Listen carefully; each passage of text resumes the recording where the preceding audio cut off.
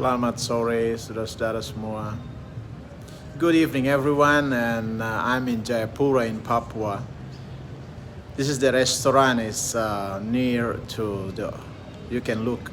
It's a waterfront, and it's a nice setup here. And yeah, you can see inside the restaurant right now here. But I want to telling you something about the classic thing in Papua.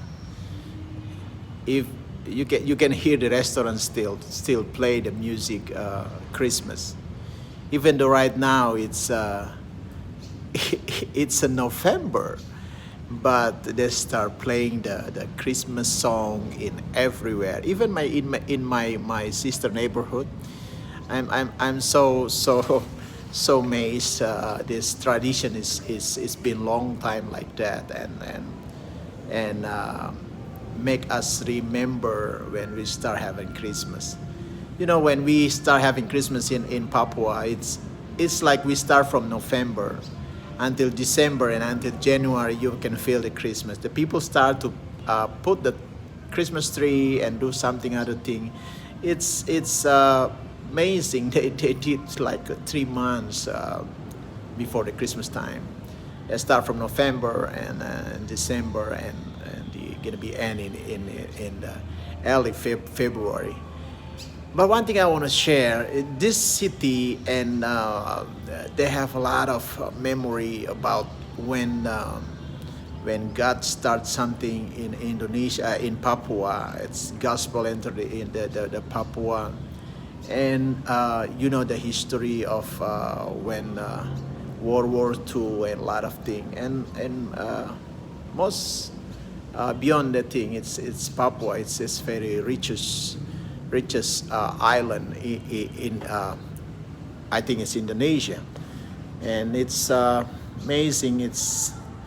You can see the Freeport in Timika and Tembagapura, an American company, Freeport McMoran here. But the point is, this land is very rich with natural resource. And but if you can walk outside, you can see the Papuan people still poor, and certain Papua people they most likely to work with the government. But from my experience, from my mother experience, from my sister and everybody working in government, it's not like in government of United States or in government like in you working outside the country. In the end of the day, they're still poor. They don't have house. They have certain things. They have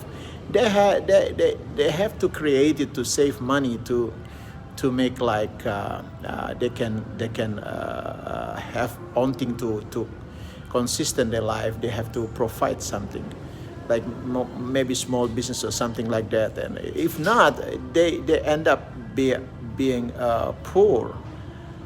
Because the system in here is not, I think the system in here is not like in a state on the other place and the other country. I think it's probably Indonesian government supposed to thinking about it. Like in US, we can work everywhere, just go inside and talk to something, and we can have a credit or something like that, and they can you can have social security number, and you get social security something, support or something like that. But in here it's different, because I have experience from my mother and all my sister. They're working in the government. They end up in nothing, and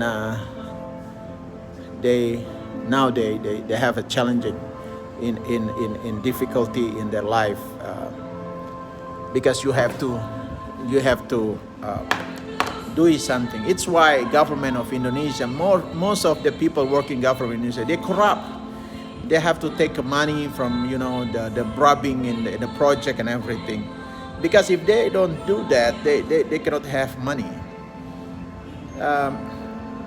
I'm agree with Prabowo, say if he's become president, Probably he need to increase the salary for the people working in Indonesia. Because you know what? In Papua, it's still like that. It's something changing, environmental. I think I'm not denying that President Jokowi do something good in Papua, but the point is, I walk around and I see the people long queue for they can get gasoline. They can get the oil or gasoline they long queue like 5 kilometers to enter the gas station to get gasoline. How come? It's Papua is not small. Papua is not poor, but the point is, I think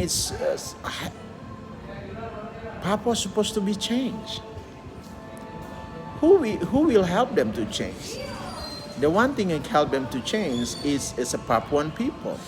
It's a leader in Papua, and it's why I don't know, but I pray for Papuan leader. I pray for university student and other people too. They can have a vision to see something and they can build something. Because if you don't see like that, we can end up to see development of the city, but Papuan people still poor everywhere. It's pretty sad to hear about that. I'm not denying that certain Papuan people, they're doing good, but it's not like you live in America or you live in Australia, you live in different country. Sometimes we want to say, well, we want to go to 4.0, something like that. But for me, it's not about 4.0. How we live in Papua, and we can wake up and we can work, we can make money, we can travel, we can enjoy our life like our family in Holland and my relative in United States. They can enjoy their life. But what happened with Papua? Yeah, it's just reflect what happened right now. Just thinking about, yes, we need change. This government need change. Indonesia need change. Because 71% from the Freeport company, it's go to the Jakarta. It's what the President Jokowi said about tax and everything. But what happened here? We need to think about it.